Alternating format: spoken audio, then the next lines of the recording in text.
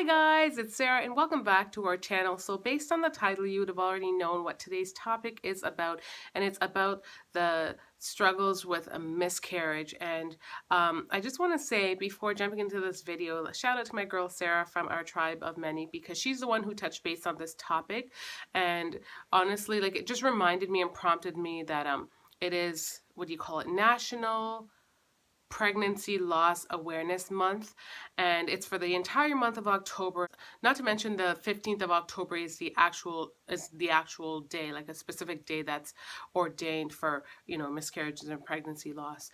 But it's a topic that's near and dear to me because you guys know that I recently had a tubal reversal. Doesn't even seem that recent now because my baby's almost 1 year old, or 1 year old, and it's unreal. But I thought it would be a topic worth talking about because it's an issue that I've dealt with, but it was kind of just swept under the rug because I find it touchy to talk about it. Not to mention because of, you know, the fact that I already have 3 kids, and there have been people who thought like 3 kids were a lot and already thought that I'm crazy for wanting another, or for just even going out of my way to untie my tubes to further expand my family. There are lots of people around me who didn't fully understand either my motive or my desires or whatnot, and that always makes it a little bit harder to talk about. Not to mention the fact that when I went to have my tubal reversal, you know, that's not a guaranteed 100. It's not a guarantee 100%, and the fact that I fell pregnant immediately following the first try, like, you know, it was. And I experienced what I experienced. It was more difficult to talk about. So anyways, backstory is, like, I had a tubal reversal back in 2016, December of 2016, right on the cusp of the new year. And only one of my tubes was salvaged because they just couldn't do the other. He said it was scarred. I'm not sure if he just didn't attempt it or not, but it was scarred, and so that's what he said. And so there's that thought that I couldn't even conceive. So anyways, moving ahead, you have to wait 2 months before you can even try. And needless to say, the first attempt we've actually got pregnant. And I remember looking at the 2 lines on the pregnancy test and was like, oh my gosh, like, I'm in shock at the fact that it happened so quickly. And before, with my other pregnancies, I never really, like, it was just like, oh, let's have another baby, or, you know, and it just happened every time. It was never like a process for me. I never did like the whole TTC and checking, you know, anything. So, but this time around, given that I was having a tubal reversal, I was spending a lot more time researching stuff and seeing how people did things, and people were, you know, checking when they ovulated, then they're checking when they're the most fertile and all that jazz. And then I was familiar with this. So when I knew we were about to attempt, I did buy an ovulation kit off of Amazon, and then I had it with me to be able to just check right away. So when I checked the first day, I had already learned about, you know, checking the next day to see if your HCG levels were rising, because they need to be like doubling, and therefore your lines should be getting darker. I don't know if it was every day. I think it's every other day that you're supposed to check, but I was checking it every day. So day 1, it was fine, 2 lines. Day 2, the lines still looked pretty much the same. And day 3, the lines started fading and looking more faint. And at that point, I didn't know what to expect. And then it's like the next day, I think it was like a matter of 2 days. It was over a period of 2 days till I checked it again, and there was like no line. So that was like very disappointing.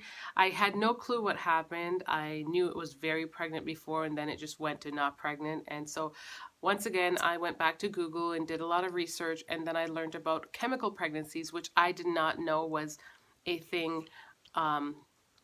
You know, I wasn't aware of it. So at the end, yeah, I wasn't aware of what a chemical pregnancy it was. So then I looked it up, and yeah, of course, it's said to be another miscarriage. It's another form of a miscarriage, but it just occurs really early on. And because of that, like, short window of being pregnant, it's kind of strange because you don't necessarily, for me, I didn't feel like a major connection, like obviously with the baby in a sense, just because it was so, like, it was just like, oh, pregnant, and then it just disappeared. But on the other note, it was sad nonetheless because I knew that I was pregnant. Dealing with that it wasn't too bad, but at the same time, it was still emotionally, like, I was still emotional about it because, like, this is what I untied my tubes for. I untied my tubes to become pregnant, and here I am. I became pregnant, and then it just like vanished. But so we moved, we moved on, but it's something that I feel like I've never fully dealt with because I've always felt like I never, like, I always feel like I feel a lot of guilt when I talk about it because, like I said, people always have mixed things to say. But then there are the women out there who have a difficult time conceiving or who have yet to have any children. And because I've had three, I felt like it's almost like I had no place to talk about it. And I know that that's not true because I should be able to voice my opinion and share my story. But I do know that in the midst of that, sometimes it can hurt other people, which is never my intention at all. But I figured, you know what, this is national awareness, like pregnancy. I may be quoting the whole title wrong, but I'm pretty sure it's Pregnancy Loss Awareness Month is what it's called. And I figured, why not share my story? It's very fitting, and like, it's a loss nonetheless, and I definitely um, could understand, and it's to a certain degree, just like how painful it is. Um, the thing is, like, I feel like I've gotten past, like, I obviously got past it because the next month after having that loss, we went on to conceive baby Zoe, who is, my baby, who's like 10 months old. So it happened right away. And, like, just to touch base for those of you who are really new here and, who are into my tubal reversal videos, I've been getting a lot of questions about that, about how long it took to conceive. So I've answered those questions here for you. But yeah, we went on to conceive her naturally, and things went well, and she's here. My pregnancy went well. But I think the thing where having my miscarriage is like plays the biggest role is just the idea now that we would love to expand our family. We don't feel like, let's say, done, because that's just not where my heart is. I feel like I'd love to have another child, and my husband is definitely on board. In fact, he says it more than me.